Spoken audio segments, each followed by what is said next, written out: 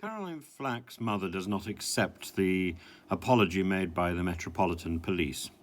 She's right in a way to be cautious, but the real apology should have been made by ITV, which cancelled Caroline Flack in the first place.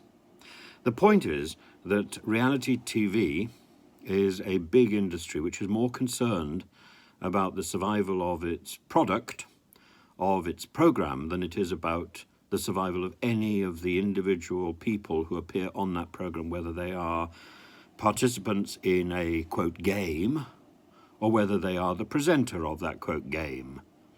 The person who originally presented The Circle, for example, was unceremoniously dumped in favour of, I forget her name, the lady who did Series 2 and Series 3. I remember very clearly when I was at the end of Series 2 of The Circle, and I had to go onto the live programme and down some sort of catwalk, and they said to me, "Oh, when you get to the end of this catwalk, you'll see Emma Willis." And I said, "Well, how will I know who she is?" And they said, "Oh, you'll recognise her. She's the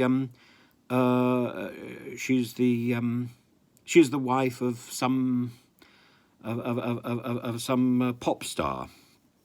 And they seemed to think that would help. It didn't.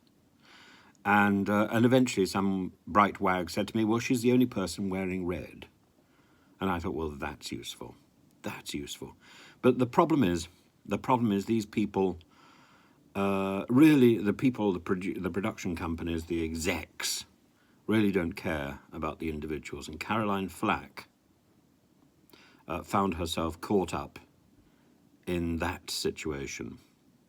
I think Caroline Flack's mother, Christine Flack, she's right. If her daughter had not been charged with assault, if her daughter had not been tied up with a television company and a reality TV show which is insensitive and deeply insensitive to the lives of its presenters and its participants, she would still be alive. Absolutely. People make mistakes, but when the programme is too focused on its own survival and there's too much money tied up in that survival and in that situation of exploitation, then anybody who gets in the way is collateral damage.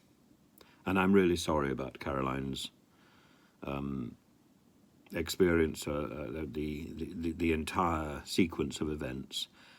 And I would suggest that in a bygone day, and with a better production company, she would have been supported. And it's probable that the police would not have been as aggressive. The police and social media are aggressive because they see that aggression in the program itself. It's a form of bullying, and bullying is not really something that is solely the responsibility of the person who is the bullied. Of course, they are doing something appalling. Bullying is a culture which is encouraged in a particular situation, whether it's a school, whether it's a business, whether it's a TV program. And of course, one or two individuals become the archetypal bullies. But they themselves are in some ways victims of a situation. And they're going to be called out probably,